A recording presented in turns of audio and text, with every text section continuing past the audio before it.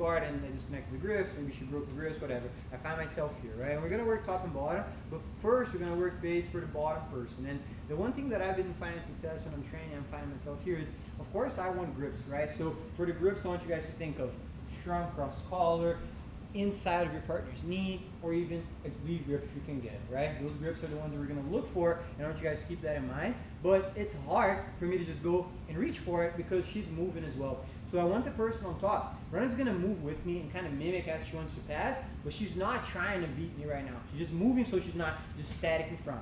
I want the person on the bottom to think of this. Rana, for her to pass my guard, unless she can flip over me, she's gonna have to place her hands somewhere, right? So instead of me thinking about getting the grip right away, I wanna try to follow her hands. So we're gonna start moving, and I'm just following her hands. So every time I frustrate her grips, it opens up maybe for me to get a control and then use that to bring her into whatever guard I wanna play. The lahiva, for the shoulder, for the hip, whatever it is. So that's what I want you guys to work on right now. She's moving, so she can push my shoulder a little bit. She can thread a grip on my pants, thread a grip on my collar, and I'm just gonna move with her. See how I'm not going on my back. I'm trying to fight her hands until I'm able to get a grip. I get the sleeve, I engage.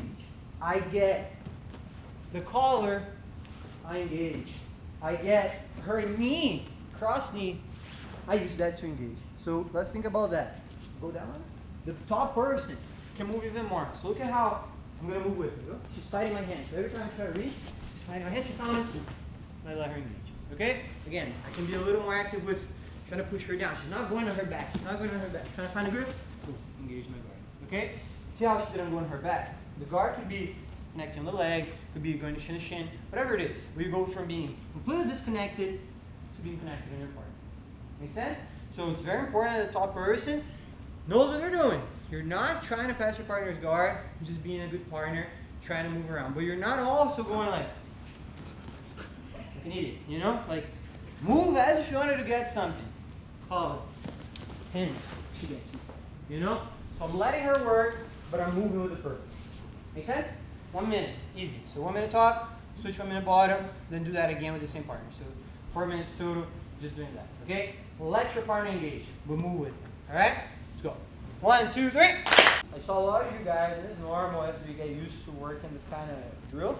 I don't want the bottom person, and not that it's totally wrong, but if you're only thinking about, if Rana is only thinking about getting her grips, for example, she's only thinking about grabbing my collar, she might not be thinking about my movement, right? So that's why it's important for the bottom person to kind of follow the hands a little bit. I find that the more the bottom person follows the hands, I can never attach, right? And in between here, if she now grabs the collar and slips in, her chance of connecting are going to be a lot higher. Because if she's only thinking about reaching, collar, sleeve, and she doesn't stop me with those and my hands are free, she might have it, but then I might have a grip as well that gets me to the side. So when you're the bottom person, of course, you want to get the grip eventually, but the more you use that exchange, your hands on hands and then grab the collar, the better success you're going to have, I think. Okay? So now, I want the top person to work similar to the bottom person was doing. Right now, I'm not going to be following her hands. The things I'm going to be looking for the most are going to be to put her on her back. And Rana is working very similar to the top person was working just now.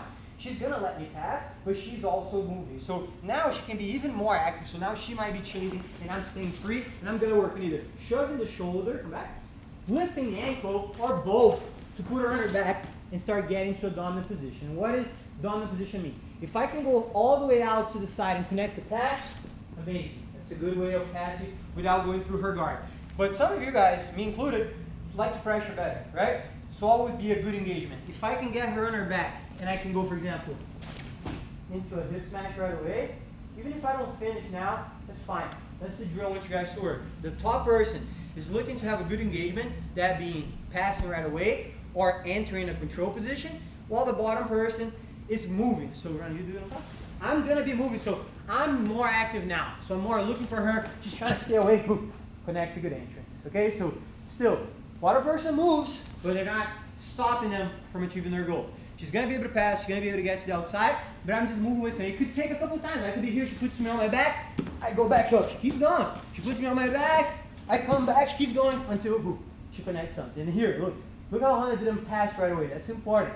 If you can pass, outside pass right away, awesome. That's one of the ways too. But this is also crucial. You see how she entered my hip, maybe she entered half guard, she entered a position that she likes to work the pass from. Okay? So that's the thing I want you guys to think about right now. how can I engage well as the top person? And very important, go down please. My partner is sitting, it's always going to be harder. If they're seated, there's hand, there's legs, there's like kind of single leg grips. The more I put her on her back, maybe it's going to be for me to work whatever I want to work. So think about that. Shoving the shoulder, lifting the ankles, combining the two, putting them back on their backs, and looking for either outside pass right away, around the controls, or entering the hip and control. Make sense? 1 minute, 1 minute, 1 minute, 1 minute, same thing. Then we start adding more resistance to the drills. Okay? So guys, 1, 2, 3. If your partner falls or gives you a triangle, whatever, awesome, you can go for it. Your goal is to establish control. So for example, we're gonna go me and you right here. I'm gonna pull guard, right? So I know that in the tournament I'm not gonna have the chance to do this. So if I do this right now, it's unreal. So I'm gonna try to pull how I put a tournament. When I do this, I have 1 minute where I'm looking to stop running and establish the grips. The sooner I do that, so if for 10 seconds I'm already here, I know she's probably gonna struggle, right? But now it's on her. She has the remaining 45, 50 seconds to try to score, and I have to try to hold on. Okay, so whoever's pulling is winning, let's say, and they're just trying to establish their guard and stay. Whoever is being pulled on, you're not letting your partner establish grips to then try to pass. You're trying to bypass that altogether, right? So for example, if runner goes pull the same way that I did on me, I'm going to try to go ooh, out, out, ooh. But if I can't go right away like that, I'm at least going to try to put myself here.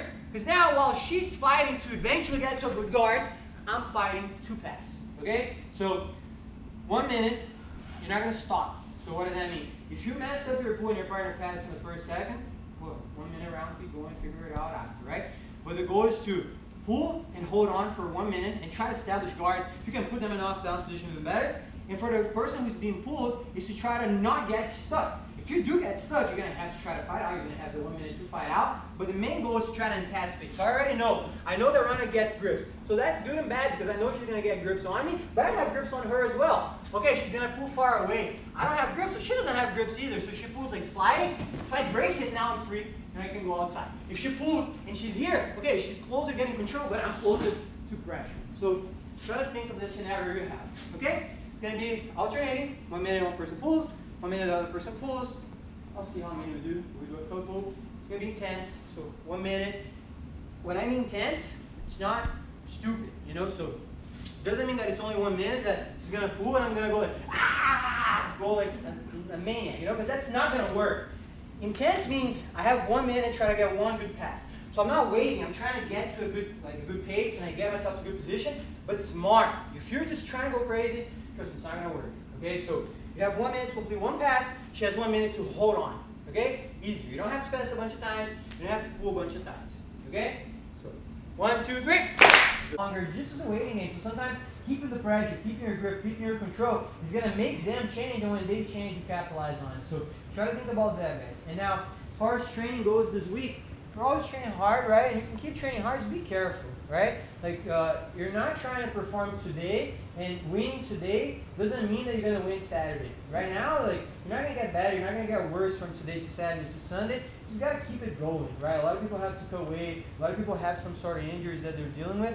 Just be mindful of that. Like, roll hard, intense, but don't think that winning today, winning tomorrow, winning Wednesday, winning Thursday is going to make you win Saturday. What you do is already been done. It's only going to show over there. So be careful with your partner. You know, you shouldn't get exhausted this week. You should really just kind of coast it all the way to Saturday so we're all healthy.